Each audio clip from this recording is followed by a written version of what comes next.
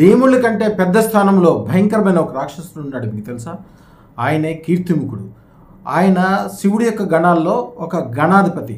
ఆయన శివుడు ధ్యానంలో ఉండగా రాహు శివుడి నెత్తి మీద ఉన్న చంద్రుడిని తినేశాడు, అంటే గ్రహణం చేశాడు. గ్రహణం చేస్తే శివుడికి చాలా కోపం వచ్చి ఆయన మూడో కన్ను తెరిస్తే మూడో కన్నులోంచి కీర్తిముఖుడు పుట్టాడు. కీర్తిముఖుడు రాహుని నేయడం కోసము ఆయన వెంటబెట్టాడు. ఆయన రాహు భయపడిపోయి వచ్చి శివుడి యొక్క కాళ్ళు పట్టుకుని రక్షించమని కోరితే శివుడు బోళాశంకరుడు రక్షించాడు.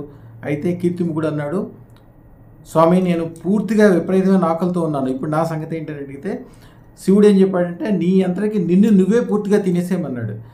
శివుడి యొక్క ఆజ్ఞ పాలిస్తూ శివుడి యొక్క పూర్తి శరీరాన్ని తన యొక్క పూర్తి ఆకారాన్ని తనే తినేసాడు. తినేసిన తర్వాత అప్పుడు శివుడు సంతుష్టపడి నీకు ఒక వరం ఇస్తున్నాను, ఎవరి ఇంటి గృహం పైన ద్వారబంధం మీద నీ ఫోటో కానీ నీకు సంబంధించిన ఆకారం కానీ ఉంటుందో అక్కడ రాహు ప్రవేశించలేడు, ఆ ఇల్లు సుఖ సంపదలతో ఉంటుందని చెప్పి ఆయన ఇచ్చాడు. ఇదే కీర్తిముఖుడు.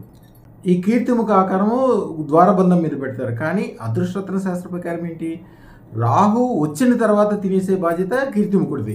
కానీ అదృష్టరత్నం ఉన్న చోట రాహు వచ్చినా కూడా సంపదలను మాత్రమే తీసుకురాగలడు.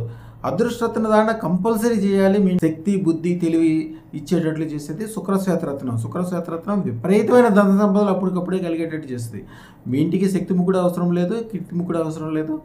అదృష్టరత్నం ఉన్న చోట మీకు తెలియకుండానే అద్భుతమైన విజయాలు కలుగుతాయి. శుభం భూయాత్, శుభం భూయాత్.